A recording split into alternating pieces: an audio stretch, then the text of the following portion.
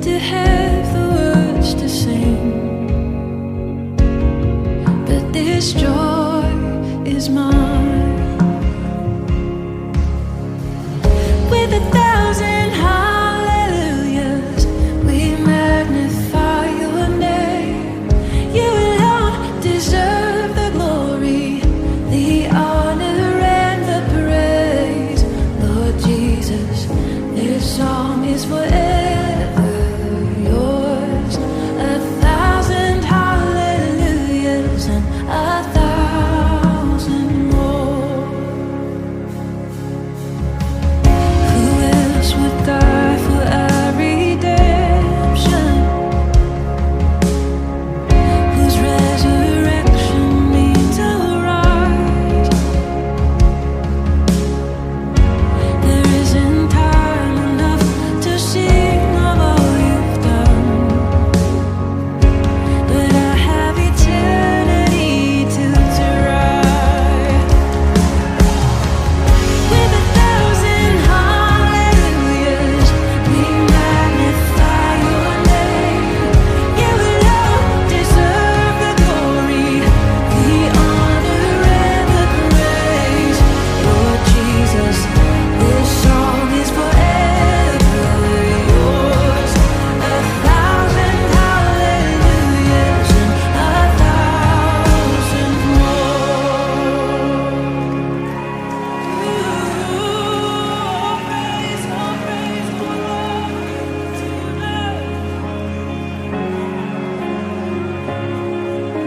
praise to the Lord, to the Lamb, to the King of heaven, praise.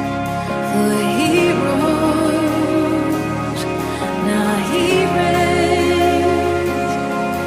We will sing forever, praise to the Lord, to the Lamb, to the King of heaven, praise. For he rose, now he reigns. We will sing forever. With 1,000 hallelujahs, we magnify your name. You alone deserve the glory, the honor and the praise. Lord Jesus, this song is forever yours. 1,000 hallelujahs and 1,000 more.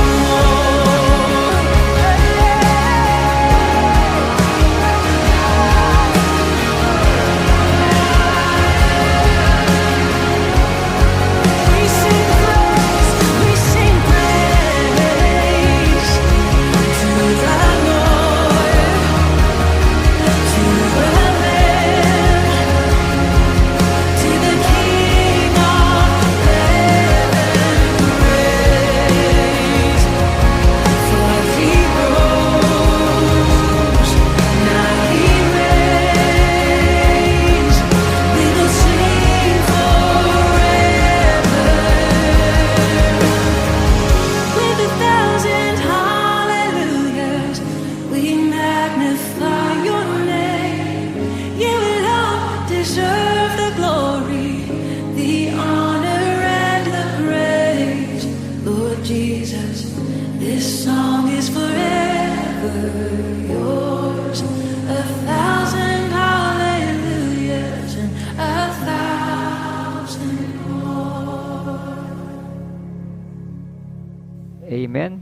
Tayo po ay pasamandaling tumayo para po sa ating confession of faith. Atin po muli ideklara ang ating mga pananampalataya sa pamagitan po ng mga katotohanan ito sa banal na kasulatan. Atin po itong ideklara ng merong pag-ibig na sa ating mga puso. Basahin po natin ng sabay-sabay. I believe in God, the Father Almighty, creator of heaven and earth. I believe in Jesus Christ, His only Son, our Lord, who was conceived by the Holy Spirit and born of the Virgin Mary, was crucified, died, and was buried. The third day He rose again from the dead. He ascended to heaven and is seated at the right hand of God the Father Almighty. From there He will come to judge the living and the dead. I believe in the Holy Spirit, the Holy Universal Church, the communion of saints, the forgiveness of sins, the resurrection of the body, and the life everlasting. I believe that God is a triune God, expressed in three persons, God the Father, God the Son, and God the Holy Spirit. I believe the Holy Scripture is the Word of God.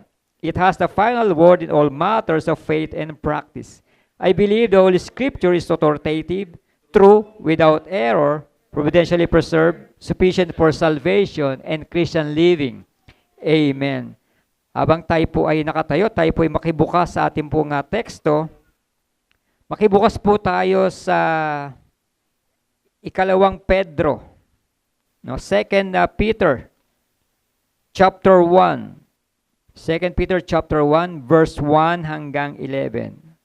2 Peter 1, 11. No? 2 Peter chapter 2, 2 Peter chapter 1 verse 1 hanggang 11 po. At basahin po natin to ng sagutan. Ako po sa verse 1, kayo sa verse 2, at sa last verse po sa verse 11 po ay sabay-sabay po tayo.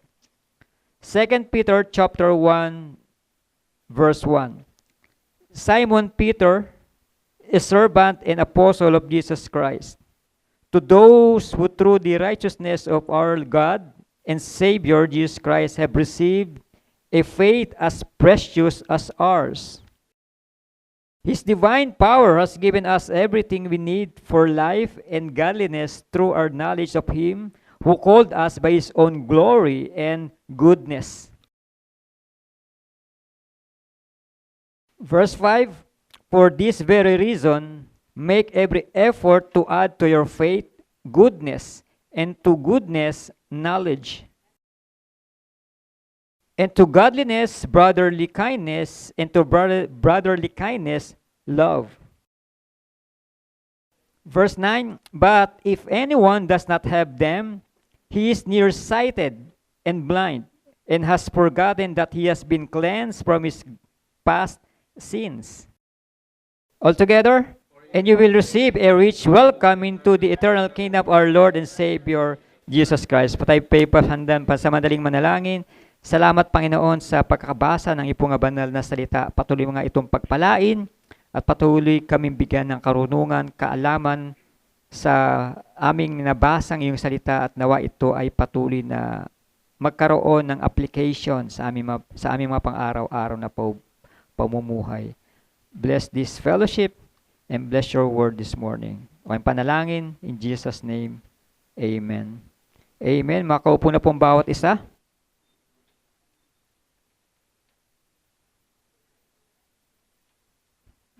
Wala tayong mga bata rito, no? Magtatanong sana ako, no? Kung ano yung mga kinakain o iniinom ng mga bata para lumaki, no?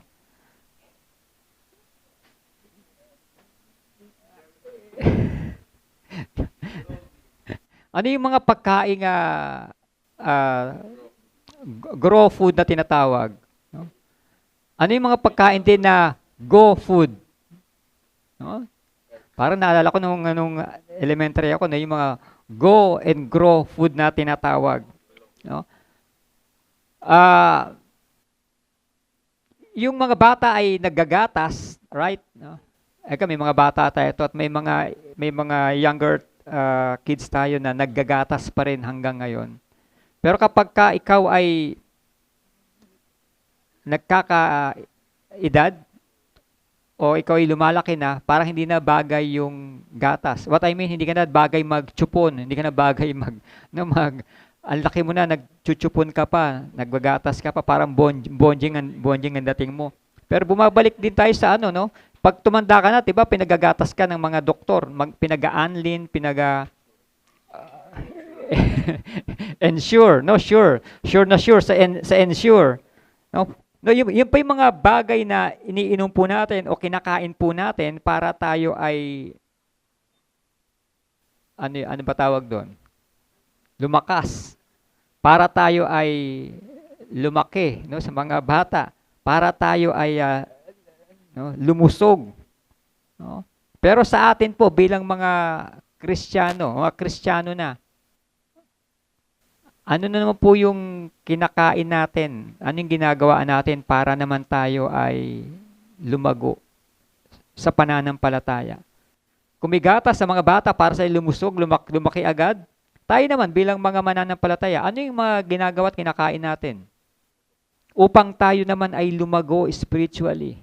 Lumago tayo sa pananampalataya. Lumago po tayo, no, sa mga bagay na makalangit. At yan po yung ating pong tatalakayan, ating pong papaganilayan sa ating pong binasa. This about called and chosen, no? To grow in their walk with God. No? Called and chosen. To grow in their walk with God. No? Tayo po ba ay lumalago sa ating buhay Kristiyano? Lumalago po ba tayo? Tayo po ba ay nagmamature sa ating pong buhay Kristiyano? Tayo po ba ay patuloy na nagsusumikap na palaguin itong buhay Kristiyano po natin? O baka naman tayo ay Kristiyano na ito yung lagi ko naririnig 30 years na akong Kristiyano, alam ko na yan. Matagal na akong Kristiyano, alam ko na yan, napag-aralan ko na yan. No? Yung ba yung pakahulugan na ikaw ay lumalago sa pananampalataya, ikaw ay lumalago sa iyong pagiging Kristiyano na alam mo na ang lahat? No, hindi lang po sapat ang kaalaman. Pinakamainam ay isabuhay mo yung iyong nalalaman. No, hindi lang po puro head knowledge, hindi lang po yung mga kaalaman natin, kundi ipakita mo yung nalalaman mo, isabuhay mo kung ano yung nalalaman mo. Ano sabi ni Apostle James? Ipakita mo ang iyong pananampalataya sa pamamagitan ng iyong gawa. Sabi naman ni Apostle Paul, hindi ka maliligtas sa pamamagitan ng mabubuting gawa. Pero sabi ni Apostle James, ipakita mo, no, sa mabubuting gawa ang iyong pananampalataya. May contradiction ba? No, wala po, no? Wala pong contradiction po, no, doon po sa dalawa pong iyon. Ang sabi na po ni Apostle Paul, hindi ka pa naliligtas, hindi makakapagligtas ang mabuting gawa. At dahil ikaw ay ligtas na, no? Sabi naman ni Apostle James, ngayon, ipakita mo na ikaw ay ligtas sa pamamagitan ng mabubuting gawa. Kasi ikaw ay ligtas na. No, hindi po 'yun contradiction, no, sa bawat isa po, no? Hindi po nag-aaway si Apostle James and Apostle Paul, kundi meron po yung harmonious relationship po yung dalawa pong text po na yon. At ngayon po sa oras pong ito, called and chosen. Sino rito ang mga pinili? Sino rito yung mga tinawag? No? Siyempre mga tinawag at pinili, isa lamang din po yan. No? Tinawag at pinili ng ating Panginoong Diyos. At meron po mga tagubilin po sa bawat po sa atin. No? May mga tagubilin sa mga tinawag at pinili po ng ating Panginoong Diyos. Ano itong mga tagubilin na ito? Matapos tayo ay manampalataya, matapos po tayong tawagin at piliin ng ating Panginoong Diyos, no, tayo po'y kanyang iniligtas. No, kaya, nung binasa po natin to, kung inyo pong ninamnam, inyo pong dinigest, sinasabi po ng teksto na, sabi po no, making one's calling and election sure. Siguruhin mo na yung pagkakatawag sa'yo at yung pagkakapili sa'yo ay sigurado. Sigurado ka. Dahil sigurado yung tumawag sa atin, sigurado yung pumili sa atin, dapat sigurado din po tayo. Kasi hindi po pwedeng baka. I'm not sure. No, hindi po pwede po yun. Tayo po ba ay lumalago? No? Are you growing in the knowledge of our Lord Jesus Christ, our Lord? Tayo ba ay lumalago sa pagkakakilala sa ating Panginoong Hesukristo. At marami pong binabanggit si Apostle Peter po dito po sa kanyang sulat. Una po binabanggit niya yung several blessings or gifts na natanggap daw po natin sa ating Panginoong Diyos at sa ating Panginoong Hesukristo. Simon Peter, sabi niya po, kanya pong salutation, a servant and apostle of Jesus Christ. To those who through the righteousness of our God and Savior Jesus Christ have received a faith as precious as ours. Yung precious faith and precious promises, yung binabanggit po ni Peter po dito, yung precious faith po dito po sa verse 1 and sa verse 4, precious promises. Binabanggit po ni Apostle Peter po na yan. Kanyang favorite term, yung precious. Naalala niyo pag sabing precious. Kilala niyo ba yun? Kilala niyo, my precious. Kilala niyo po ba yun? Sino yun? Sino ba pangalan nun? Ayun. Sa Lord of the Rings, pero pangit yung mukha nun, pero yun. No, precious, no? Precious. Precious faith and precious promises. Ito po yung dalawang beses na binanggit po ni Apostle Peter dito po sa kanya pong teksto sa ating pong pag-aninilayan po sa oras po ito. Una, tignan mo po natin, ito yung mga dequalified, no? Yung dequalified godly attitude. Paano po naging qualified? Itong mga sinasabi po ni Peter po dito kanya sinulatan. Sabi niya, to those who through the righteousness of our God and Savior, Jesus Christ, have received a faith as precious as ours. To those. No, ito yung mga qualified na mga tao. Ito yung mga qualified na mga mananampalataya na pinili ng ating Panginoong Diyos. Have received precious gifts. Nakatanggap ng mga biyayang ito sa ating Panginoong Diyos. No? Precious gifts from God. Noong Christmas, kapag may mga birthdays, ay may mga natatanggap po tayong mga regalo. May mga natatanggap tayong mga present. May natatanggap tayong mga something sa ating mga mahal sa buhay, sa ating mga magulang, sa ating mga kaibigan. No, sa atin din po, nung tayo naman po ay naging Kristiyano, nung tayo po yung mga na-born again, nung tayo po yung mga nasumpungan ng ating Panginoong Diyos, tayo din daw po ay pinagkalooban. Nung tayo po yung na-qualified, na pinili at tinawag, tayo nakatanggap ng mga sa Tagalog po, napakahalaga. Sabi po ni Apostle Peter, na tumanggap ng napakahalagang pananampalatayang mula sa ating makatarungang Diyos at tagapagligtas na si Hesukristo. Napakahalagang pananampalataya. Tumanggap. Ibig sabihin, kung tayo tumanggap ng pananampalatayang ito, meron pong nagbigay. Imposible naman pong tumanggap tayo na walang nagbigay. May nakuha tayo pero walang nagbigay. No? Meron pong nagbigay yung ating yung source, yung ating Panginoong Diyos. Precious gift from God. No, bakit po ito ay, why is this faith precious? Bakit napakahalaga doon itong pananampalataya nito? Napakahalaga po, hindi lang po basta mahalaga. No, mahalaga po siya kasi ito po'y galing sa ating Panginoong Diyos. Galing po ito mismo sa Kanya. Itong pananampalataya na meron po tayo, ito po ay hindi galing sa atin. Hindi po ito nagbukal sa atin, hindi po ito nagmula sa atin, ito po yung nagmula sa ating Panginoong Diyos. Kaya napakahalaga po nito. Dahil ito yung pananampalataya, ito yung ginamit ng ating Panginoong Diyos upang tayo po ay maligtas. Magkaroon tayo ng kaalaman patungkol sa ating Panginoong Diyos. Tayo ay patay sa kasalanan, tayo po ay patay dahil sa mga pagtatampisaw po natin sa kasalanan. Tayo ay namumuhay sa kasalanan. At salamat sa napakahalagang pananampalatayang ito na ibinigay po sa bawat sa atin doon sa mga tumanggap, doon sa mga nanampalataya, doon sa mga nagtiwala sa ating Panginoon Hesukristo, no, sila po yung mga tinawag at pinili upang pagkalooban ng pananampalatayang ito na napakahalaga. No, hindi po ito basta lang ibinigay sa atin, ito po ay napakahalagang biyaya at napakahalagang regalo po sa atin ng ating Panginoon. Dahil ito ay nagmula sa ating Panginoong Diyos.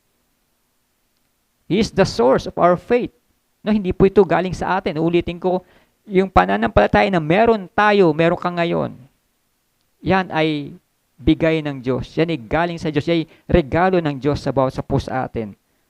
Nung tayo po ay sumampalataya po sa ating Panginoong Hesukristo. No, hindi lang po yan. Sabi po ito, hindi na po have received precious gifts. Verse 2, grace and peace be yours in abundance. No? Grace and peace multiplied. Grace and peace multiplied. Sumagana nawa sa inyong kagadang loob at kapayapaan ng Diyos, no, sa pamamagitan ng inyong pagkakilala sa Kanya at sa ating Panginoong Jesus. No? No, sumagana ang kagandang loob. Sumagana ang biyaya ng ating Panginoong Diyos sa bawat sa atin. Grace and peace. Mag-multiply sa bawat sa atin. Ngayon, tignan po natin. Ano ba yung grace? No? Grace, the greeting which requests God's unmerited favor upon the person addressed. And peace, the greeting requesting the natural result of God's favor.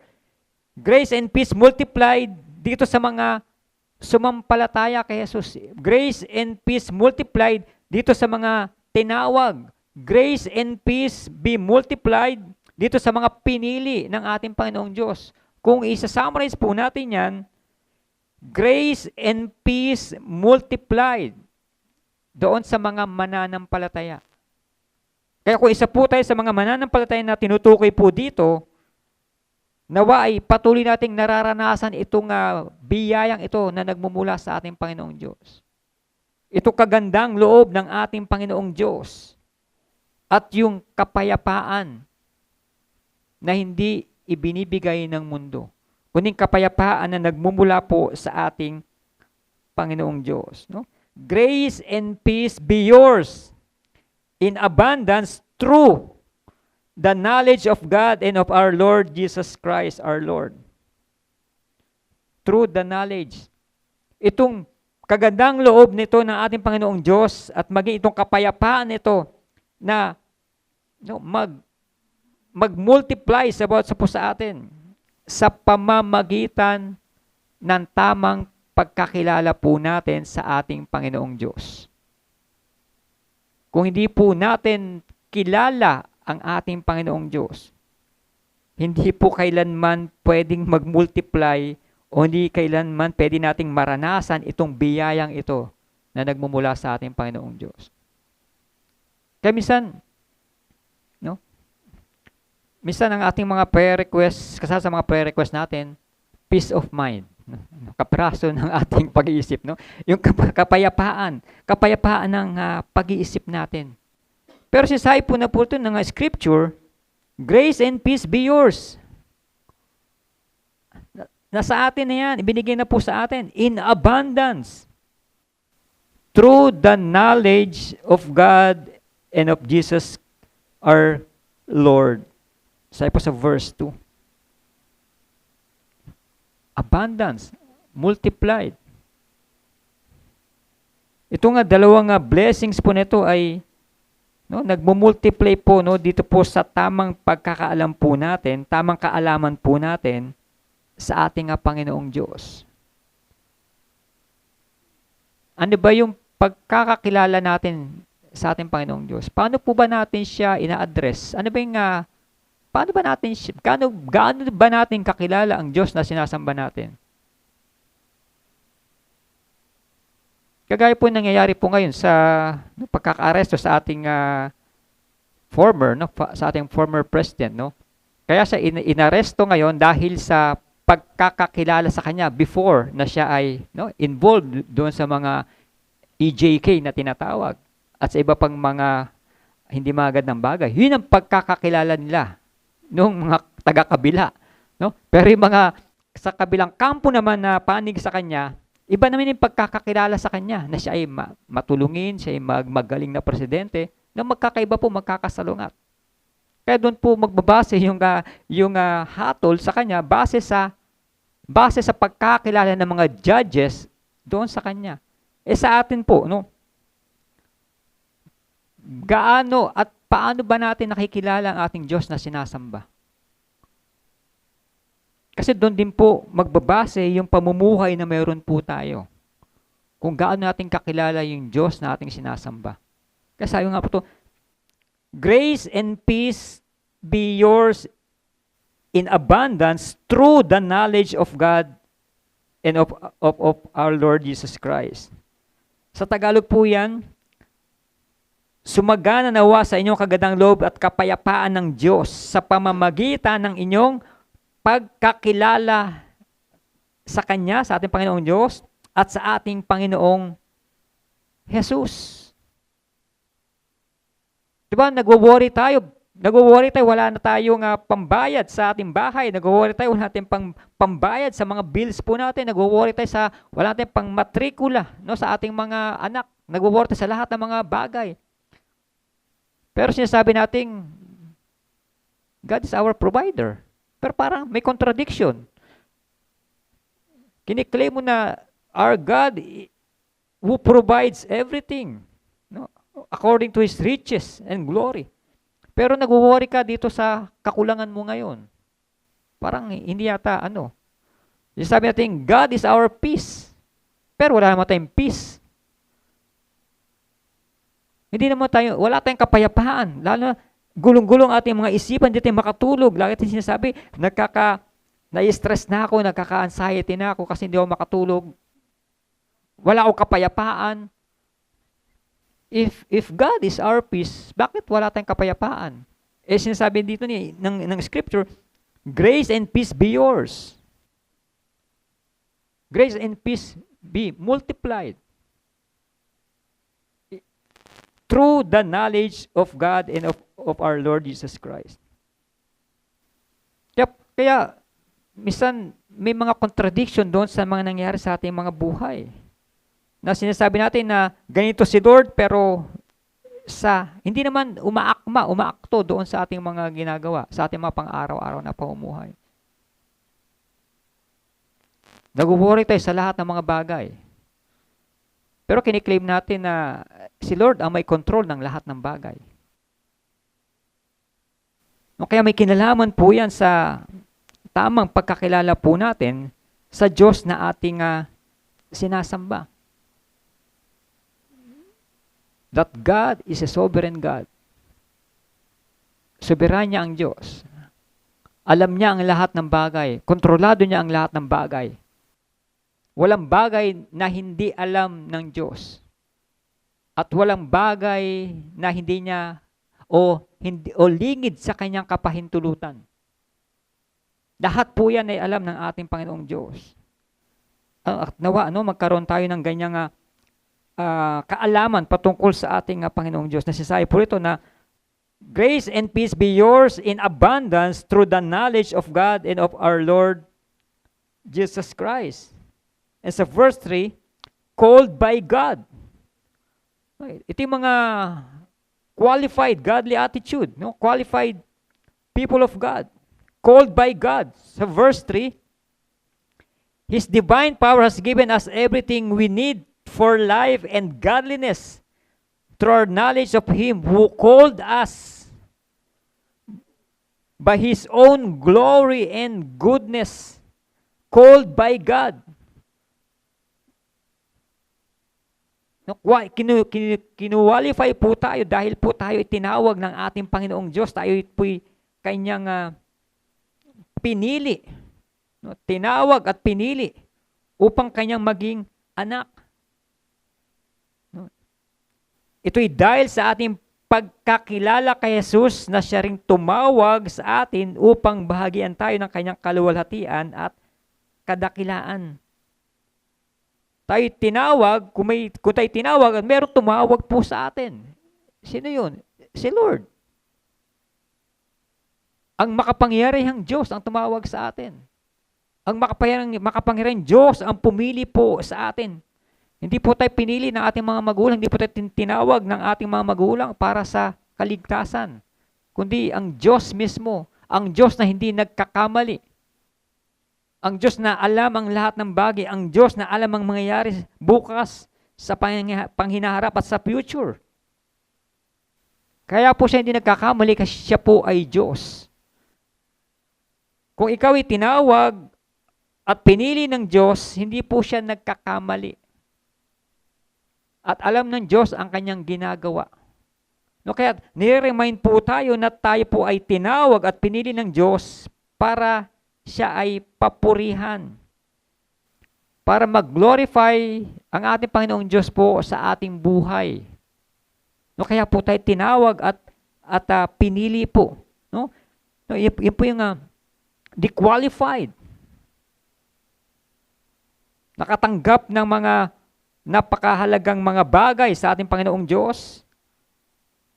Yung kanyang biyaya at yung kapayapaan ay patuloy na mag-uumapaw, no, sa buhay po ng mga tao pong ito. At pinili, tinawag. Kung tayo po ay qualified, yan po yung mga bagay na mayroon po tayo. Nang source po niyan, walang iba kundi ang ating Panginoong Diyos. Kung tayo po ay nagtatrabaho o mag-a-apply po ng trabaho, bago pa man po tayo tanggapin ay may mga tinatawag na qualifications. At ito nilatag po sa atin ng ating Panginoong Diyos. Tayo po ay na-qualify or tayo qualify dahil tayo po pinagkalooban niya ng mga bagay po na yan. Hindi lang po yung faith, binanggit po dyan, maging yung precious promises. Mga pangako ng ating Panginoong Diyos. Ibinigay po sa atin po yan. Kaya hindi po tayo dapat na nag-aalala sa mga bagay po na yan, kundi patuloy po nating makita yung katapatan at kadakilaan po ng ating Panginoong Diyos. No, hindi lamang po yan na qualified o tayo na qualify doon po sa pamagitan ng biyaya at habag ng ating Panginoong Diyos. Pangalawa po, sa verse 4, or beginning in verse 5, for this very reason, make every effort to add to your faith goodness, and to goodness, knowledge, and to knowledge, self-control, and to self-control, perseverance, and to perseverance, godliness, and to godliness, brotherly kindness, and to brotherly kindness, love. Ito may mga qualities. Ito yung mga kalidad, no? Qualities of godly character. No, kung tayo ay pinili, sabi po dito, kung tayo po ay pinili o tinawag ng ating Panginoong Diyos, ito yung mga bagay na meron tayo. Ito yung mga bagay na dapat din natin pagsumikapan, na dapat ipinamumuhay natin ang mga bagay po na ito. This is the qualities of godly character. Para po tayo ay patuloy na lumago sa pagkakilala sa ating Panginoong Jesucristo. Magkaroon ng tamang pagkakilala sa Kanya. Grow in Christian character and the practice of moral discipline. Ito po yung mga listahan na binanggit po dito. Una po, learning to know God better. Learning to know God better. Ano pa inuuna po dyan? Yung faith. Sabi po dyan, faith. Learning to know God better. Faith. Yung conviction, yung strong assurance po natin. Itong faith na pinagkatiwat, binigay po sa atin, ito yung po nagbibigay po sa atin na tayo po ay siguradong ligtas. At yung kaligtasan po na yan na ibinigay po sa atin ay hindi po kailanman mawawala. Dahil po doon sa pananampalatayang galing sa ating Panginoong Diyos. Kaya nga po siya hindi mawawala. Kaya nga po siya hindi pwedeng mawala. Dahil ang nagbigay nito ay si Lord mismo. Sa Kanya nang galing itong pananampalatayang ito na nagliligtas. Saving faith. Kasi dalawa pong faith ang binabanggit po. Isang dead faith at isang saving faith. Saving faith po yung ibinigay po sa bawat sa po sa atin. Na sa Kanyang tinawag, sa Kanyang mga pinili, saving faith po yung ipinagkaloob po. Learning to know God better. Goodness o yung virtue na tinatawag. Ito yung tinatawag na moral excellence. Moral excellence. Hindi lamang po, yan, sabi dito, dahil dito sikapin ninyong idagdag, add, idagdag sa inyong pananampalataya ang kabutihan. At sa inyong kabutihan, idagdag din nyo ang tinatawag na kaalaman, knowledge, correct insight. Idagdag, sabi, idagdag po, hindi po yan, dire-diretso mo lang natin babasahin na, for this very reason, make every effort to add to your faith goodness, and to goodness, knowledge. Idagdag daw po natin, sa mga bagay po na yan, idagdag po natin sa faith yung goodness, idagdag natin sa goodness yung knowledge. Ibig sabihin, meron tayo ngayong participation dito sa mga gagawin natin. Wala tayong participation sa ating kaligtasan, pero matapos tayong maligtas, meron na po tayong participation doon sa mga dapat nating gawin dahil tayo po ay ligtas na. Kaya ibig sabihin, kapag ikaw iniligtas pala ni Lord, hindi ka lang uupo. Tapos na, antay mo lang yung pagdating ni Lord. Yung po yung naging problema ng mga taga-Thessalonian na matapos silang manampalataya, inantay na lang na si Lord. Binhenta na lang lahat ng mga ari-arian nila at naging complacent na lang sila, naging tamad na sila kasi darating na naman si Lord, kaya antay na lang natin. Hindi po. Hindi po yun ang ibig sabihin ni Apostle Paul. Kundi, patuloy po tayong gumawa doon po sa ubasan ng ating Panginoong Diyos. Pangalawa po, hindi na po learning to know God better. Hindi nga, pang-apat po na binabanggit po, developing perseverance. Add to knowledge, and to knowledge, add self-control. Self-control is self-discipline.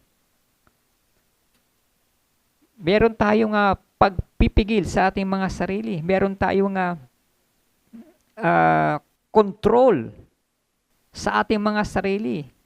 Yung gusto mo nang magalit. Pwede naman po magalit. Huwag lang po tayong magkasala. Pwede tayong magsalita ng malakas, pero huwag nating hayaan na tayo magkasala. Huwag tayong magmura. Pwede pong magalit. Biblical po ang magalit. Kasi ano po yan? Tawag po dito, is part po yan ng ating emotion na tayo po ay magalit. Pero sa ating galit, huwag po nating hayaan na tayo po ay magkasala. To self-control, add perseverance. Kasama po yan sa developing perseverance. Perseverance is bearing up under trials. Kahit na ikaw ay bat-bat ng mga pagsubok, nanatili kang matatag, nanatili kang nakatayo. Katatagan, sa Tagalog po, katatagan. At sa iyong katatagan, ang pagiging, doing God's will, godliness, maka-Diyos. Doing God's will, ito yung godly character out of devotion to God. Maka-Diyos, hindi po relihiyoso, hindi po maka-relihiyon, kundi maka-Diyos, godliness, doing God's will. Hindi lang mo po yan. Loving others, add to godliness, add brotherly kindness, is love toward brethren. Yung ating pag-ibig sa ating mga kapwa, pag-ibig po natin, pag-ibig po natin sa ating mga kapwa, brotherly kindness is love toward brethren. at pong pag-ibig sa ating mga kapwa. No? Huwag po natin kakalimutan daw po yan. And add to brotherly kindness, love. Love is active goodwill toward those in need. Next slide, please. No, love, no? Active goodwill toward those in need. No, yun po yung loving others. Magkaroon tayo ng pag-ibig sa bawat isa, sa ibang mga tao, hindi lang po sa mga kaibig-ibig, maging sa mga taong hindi po kaibig-ibig, at lalo po sa mga taong nangangailangan. No? Nangangailangan. Sabi po ito, active goodwill toward those in need. No? Kailangan daw po yan, we must abound. We must abound dito po sa mga bagay po ito, faith, goodness, knowledge, self-control, perseverance, godliness, brotherly kindness, love. Yung mga pinili at tinawag po ng ating Panginoong Diyos, ito po yung dapat na maisapamuhay daw po natin. Yan yung mga qualities na pamumuhay na dapat meron daw po tayo bilang mga tinawag at pinili ng ating Panginoong Diyos. Kasi minsan ang ating argumento, hindi natin kayang sundin yung pamantayan ng ating Panginoong Diyos. Ano? Tama po. Ano? Hindi po talaga natin kayang sundin na perfect ito nga mga pamantayan na ibinigay po sa atin ng ating Panginoong Diyos. Pero meron po siyang ibinibigay na mga guidelines. No? May binibigay po siyang mga bagay na kaya po nating gawin. Hindi talaga mape-perfect itong mga ibinibigay po sa atin. Pero sabi po dito, sikapin ninyo, sa verse 5, sikapin ninyong idagdag sa inyong pananampalataya. No? Ibigay po natin yung ating mga makakaya. Ibigay po natin ang ating the best upang makamit po natin ang mga bagay ito, magampanan at magawa po natin ang mga bagay na ito. Hindi natin kayang i-perfect po yan, pero sabi po ito, sikapin po natin. Mag-first step po tayo. Hindi ka pa nga nagsisimula ay ayaw mo na. Hindi mo pa nga ginagawa ay tumatalikod ka na. Hindi sinasabi mo, hindi ko kaya yan. Pero hindi ka pa nag-first step. Sabi po ito, sikapin ninyo. No? Sikapin po nating na gampanin, gawin po ang mga bagay po na ito.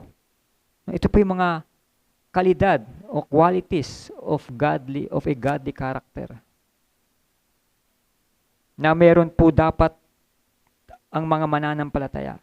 Ito mga tinawag at pinili ng ating Panginoong Diyos. And these actions does not come automatically.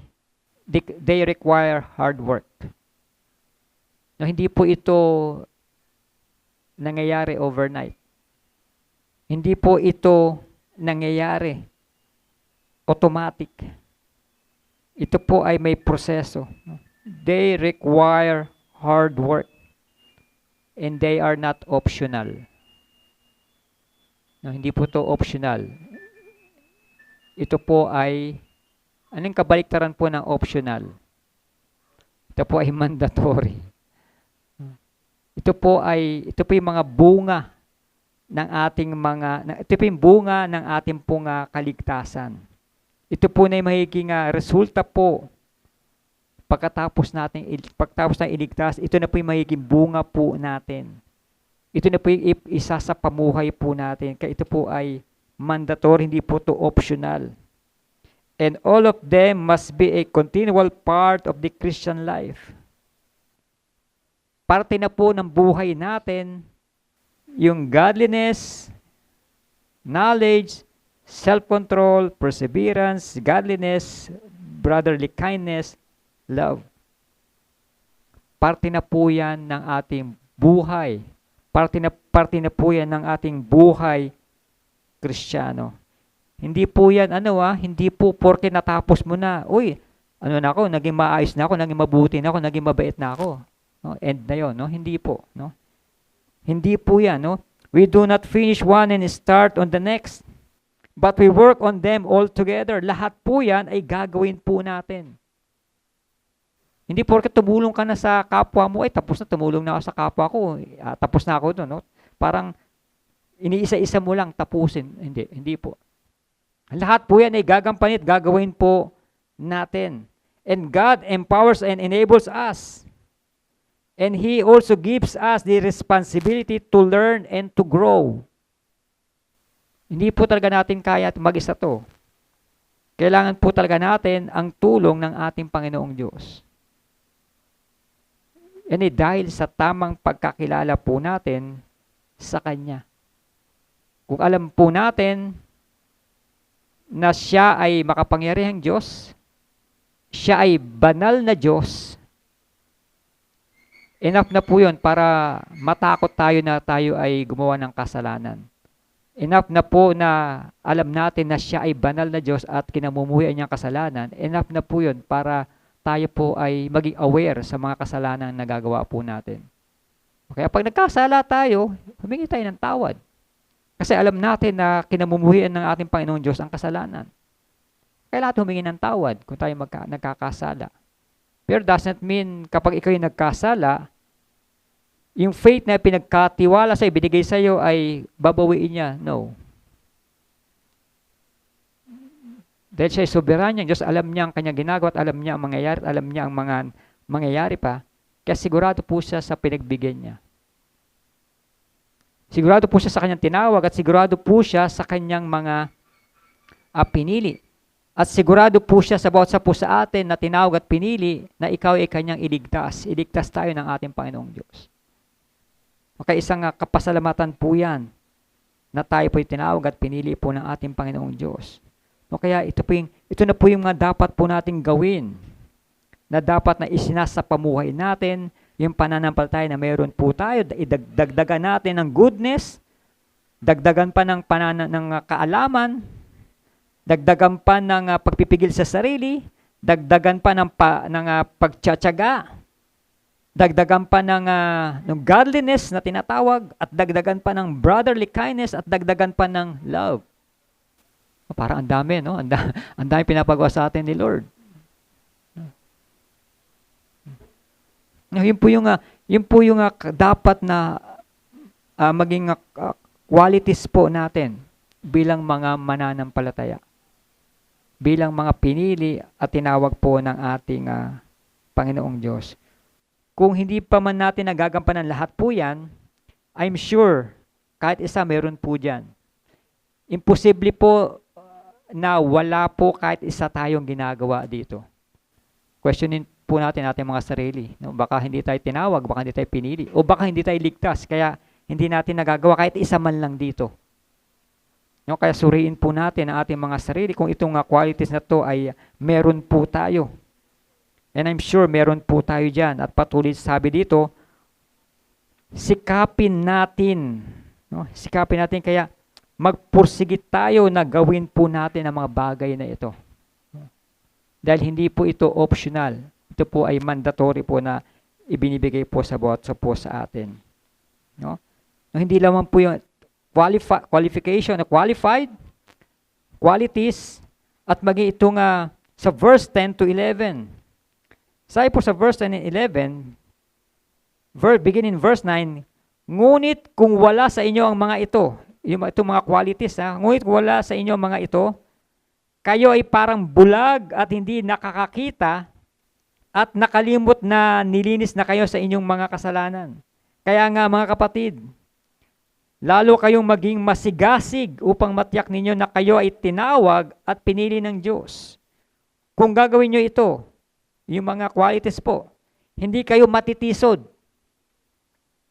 Verse 11, sa ganitong paraan, kayo'y malugod na papapasukin. Kapag sinundo po natin, ginawa po natin yon, Kayo malugod na papapasukin sa walang hanggang kaharian ng ating Panginoon at tagapagligtas na si Hesukristo. This is the quest. No? The quest through the knowledge of our Lord Jesus Christ. Why we should be growing the knowledge of Jesus Christ?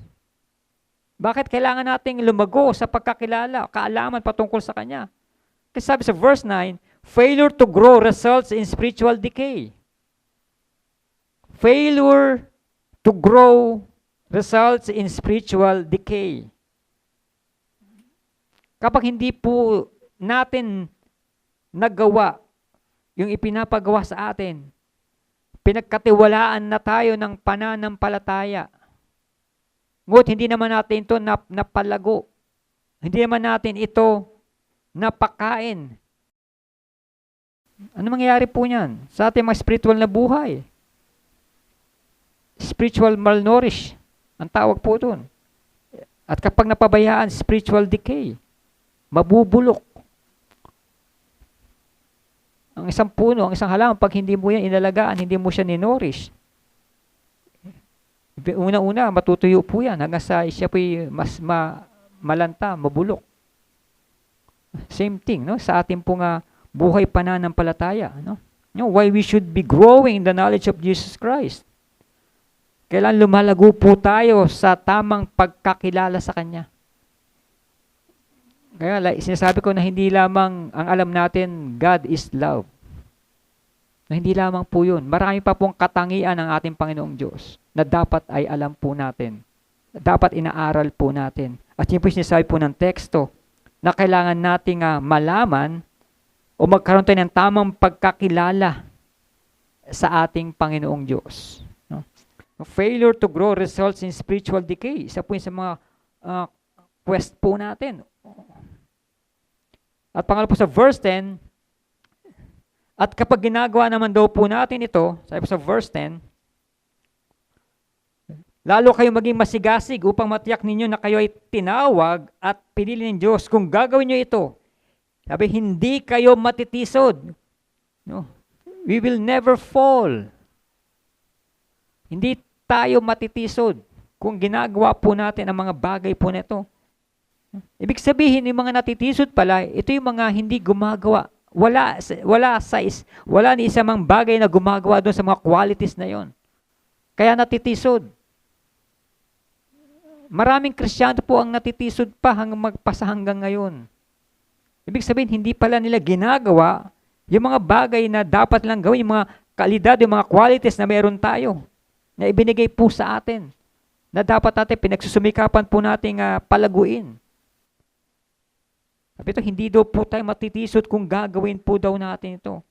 Kung tayo po'y lumalago sa pananampalataya, lumalago tayo sa pagkakilala kay Hesukristo, hindi daw tayo kailanman matitisod. You will never fall. We will never fall. And sa verse 11, at kapag ginagawa daw po talaga natin ito, sa ganitong paraan, kayo'y malugod na papapasukin sa walang hanggang kaharian ng ating Panginoon at tagapagligtas na si Jesu Kristo. No? Having a rich welcome. Ang taga si Apostle Peter, precious, rich. No? Having a rich welcome into heavenly kingdom. No? Malaya tayo. No? Papapasukin at malugod na papasukin sa walang hanggang kaharian ng ating Panginoon. Ito yung maririnig natin, well done, my good and faithful servant. Kasi nagawa po natin ang mga bagay na pinapagawa sa atin ng ating Panginoong Diyos. Nung tayo kanya iligtas, tayo kanya pinilit, kanya iniligtas, hindi lang doon natapos ang ating kaligtasan, kundi nagkaroon na tayo ng mga pagtsatsaga, nagkaroon tayo ng susumikap na mapalago yung pananampalataya na pinagkaloob sa atin, mapalago at magampanan yung mga tungkol natin bilang isang mga ligtas na tao, ligtas na mapinili ng ating Panginoong Diyos. Kaya kung gagawin daw po natin to, tayo malugod na papasukin sa walang hanggang kaharian ng ating Panginoon. This is the quest. Ito yung mga hinahanap, dapat nating hanapin, dapat nating pagpursigihin. yung mga bagay na makalangit, yung mga bagay na dapat nating gawin at ipinapagawa po sa bawat isa po sa atin. Ito po ay mandatory. Yung mga qualities na meron po, dapat ang isang tunay na mananampalataya. Kaya kung suriin po natin yung mga qualities po na yan, ilan po dyan ang meron tayo? 1, 2, 3, 4, at kung kulang pa, no? Huwag po tayong mag-alala. Huwag po tayong matakot. Kasi sabi naman po dito, no? Sikapin po natin. No? Pagsumikapan po natin na idagdag ang mga bagay po na yan. Pagsumikapan po natin na gawin po natin ang mga wala pa tayo dyan. Kung kulang tayo sa godliness, parang imposible yata, no? Yun ang unang-una, meron tayo dapat godliness, no? Meron dapat baka Diyos po tayo kasi tayo mga mananampalataya, no? Siguro ang pwedeng mahirap na kakulangan po natin diyan ay yung brotherly love. No? Yung mga tawag dito, love your enemy na tinatawag, no? Pero sabi po dito ay sikapin po natin idagdag ang mga bagay po na yan sa ating pananampalataya. Meron po tayong pananampalataya na binigay sa atin. Ang gagawin na lang po natin, sabi po dito, pagyamanin po natin yan. Idagdag ang mga bagay na ito. Itong mga qualities na dapat na meron po tayo. Qualities na dapat meron po kayo. Meron po tayo bilang mga tinawag at pinili ng ating Panginoong Diyos. At kung magkagayon, hindi daw po tayo matitisod, hindi mabubulok ang ating mga spiritual na buhay, kundi tayo malugod na tatanggapin. Eventually, no, pagdating ng panahon, no, pagdating ng ating Panginoong Diyos, tayo po'y malugod na tatanggapin sa kanyang kaharian. No? He's chosen, called and chosen to grow in our walk with God. Ang tanong po sa atin ngayon ay, tayo po ba'y lumalago? No, lumalago po ba tayo spiritually? Lumalago po ba tayo sa tamang pagkakilala po natin sa ating Panginoong Jesucristo? Kahit ang Roman Catholic, kilala nila si Jesucristo. Diyos din nila si Jesucristo. Pero tama po ba yung kailang pagkakilala? No, yun po ibig sabihin po ni Apostle Peter po rito, Be diligent to confirm your calling and election. And believers can have assurance of salvation when they are living out these qualities in their everyday life.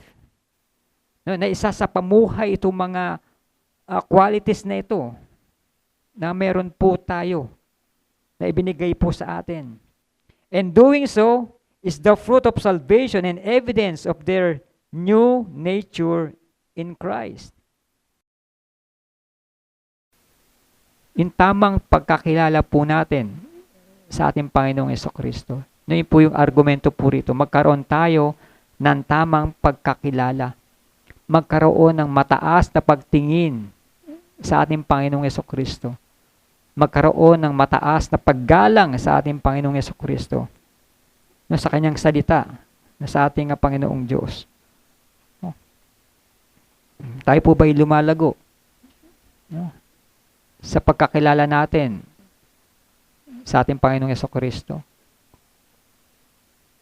Nawa, hindi lang po God is love ang alam po natin patungkol sa Kanya, kundi mas marami pa tayong mga bagay ang matutunan, malaman patungkol po sa Kanya. At kung magkagayon, patuloy po tayong lalago sa pananampalataya, lalago po tayo sa ating buhay Kristiyano. Kung ang mga bagay na ito ay atin pong naisa sa pamuhay. Tayo pong lahat ay manalangin. Let us pray.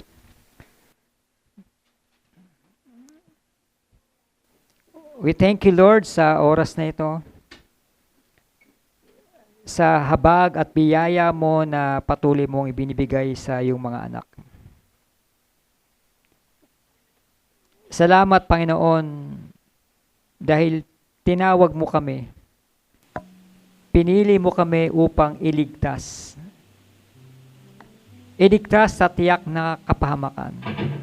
Iligtas sa aming mga kasalanan. At pagkalooban ng buhay na walang hanggan. Salamat, Panginoon, sa pagkakatawag at pagkakapili mo sa amin. At bilang tugon nga, Panginoon, bilang tugon sa biyayang ito na ipinagkaloob mo sa amin, nawa, bigyan mo rin kami, Panginoon, ng kalakasan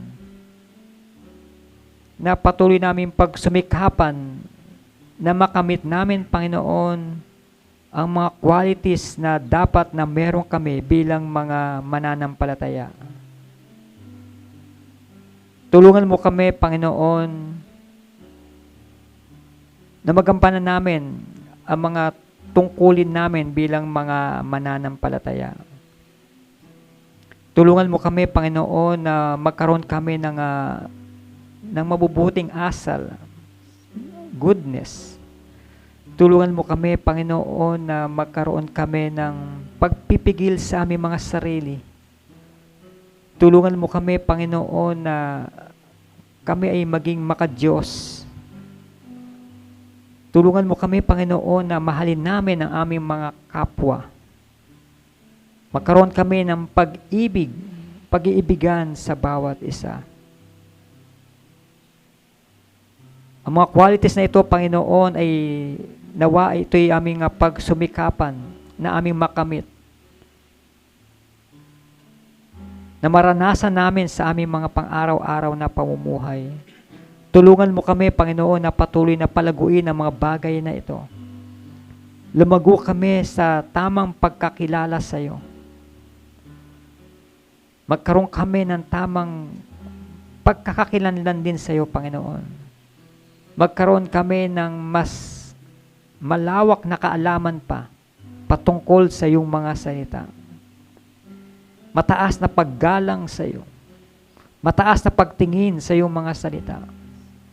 Tulungan mo kami, Panginoon, na patuloy na maisapamuhay ang mga bagay na ito. At salamat, Panginoon, sa reminder sa bawat sa amin. Kami ay nare-rebuke, Panginoon. Kami ay napapaalalahanan sa mga bagay na hindi namin nagagawa na dapat namin gawin. Kaya salamat, Panginoon, dahil ang salita mo ang patuloy na nagko-correct sa bawat sa amin. Salita mo ang nagtutuwid sa mga mali naming nagagawa. At ang salita mo mismo ang nagsasabi kung ano ang dapat naming gawin. Kaya patawad, Panginoon, kung kami man ay hindi nakakasunod sa iyong mga pamantayan. At bigyan mo kami, Panginoon, ng karunungan at kalakasan na patuloy naming maunawaan ang iyong mga salita upang patuloy naming masunod ang iyong mga ipinapagawa sa bawat sa amin. Patuloy pa kami palaguin sa pananampalataya. Patuloy pa kami palaguin sa iba pang aspeto ng aming mga spiritual na buhay. Lalong-lalo na sa pagkakakilala namin sa iyo. Bigyan niyo kami ng mas malawak na kaalaman patungkol sa iyo. Upang magamit namin, Panginoon, ang mga kaalamang ito upang kami lumago sa pananampalataya. Lumago kami sa tamang pagkakilala sa iyo. Kaya salamat, Panginoon, sa oras na ito. Salamat sa iyong salita. At salamat sa bawat isa, Panginoon, na idinako mo sa lugar na ito upang kami ay patuloy na magpalakasan sa iyong mga salita. Patuloy pang pagpalain, Panginoon, ang buhay ng iyong mga anak sa lugar na ito. Ang mga anak mo, Panginoon, na nagsasakripisyo para sa mga gawain. Mga anak mo, Panginoon, na patuloy na dinadako mo sa lugar na ito. Lord, patuloy pagpalain pa ang kailang mga buhay. At anuman ang kailangan ikinabubuhay, patuloy mga itong palaguin nga, Panginoon. At patuloy na pagalingin kami, Panginoon, anuman ang mga sakit na meron kami, o anuman ang mga kahirapan na meron kami. Lord, tulungan mo kami, Panginoon, na mapagtagumpayan ang mga bagay na ito. At sa iyo namin patuloy na ipinagkakatiwala maging ang aming mga buhay, ang kalakasan na nagmumula sa iyo, at ang pag-iingat ay patuloy namin itong itinataas sa iyo na ikaw ang Diyos na buhay, ang patuloy na mag-iingat sa bawat sa aming mga mahal sa buhay, at patuloy na ma-provide, Panginoon, anuman ang aming mga pangangailangan sa araw-araw. Kaya salamat, Panginoon, sa iyong katapatan, sa iyong kadakilaan, sa iyong kabutihan. At salamat din, Panginoon, sa iyong kabanalan. At nakikita namin kung gaano kami karumi sa iyong pong harapan. Patuloy mo kami pakabanalin, Panginoon. Patuloy mo kami bigyan pa, Panginoon, ng mga karunungan na nagmumula sa iyo, na maunawaan namin, Panginoon, ang mga bagay pa na hindi namin nauunawaan. Kaya salamat, Panginoon, sa iyong habag at biyaya, at salamat, Panginoon, sa iyong pag-ibig at kaligtasan na patuloy naming nararanasan maging sa mga oras na ito. At lalong-lalo, Panginoon, sa iyong mensahe, salamat sa pagkakatawag mo sa amin, at salamat sa pagkakapili mo sa amin. At kami nga, Panginoon, ay naari mong iyong mga anak. At kami malayang makatawag sa iyo bilang Ama.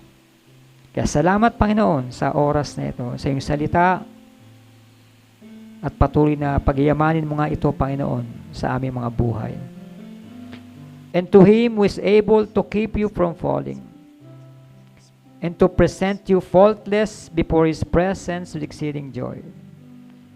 To the only wise God, our Savior, be glory and majesty, dominion and power, both now and evermore.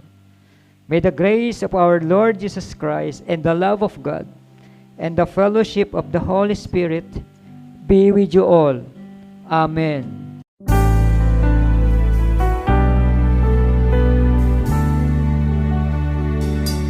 In Christ alone will I glory, though I could pride myself in battles won.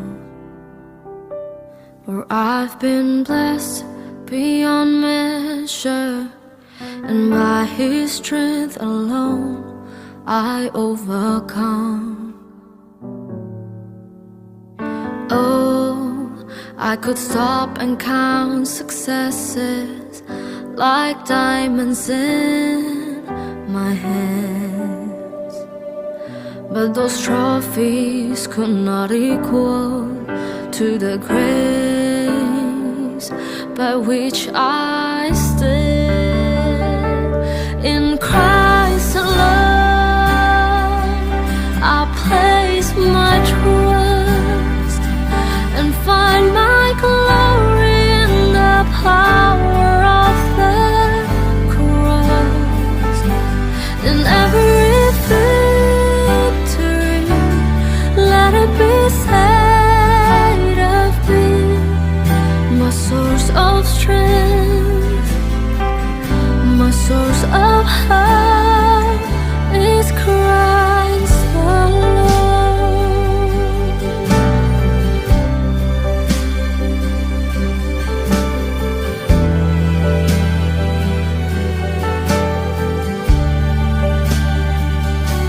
In Christ alone do I glory, for only by His grace I am redeemed. For only His tender mercy could reach beyond my weakness to my need. And now I seek no greater honor than just to know Him more, and to count my gains but loss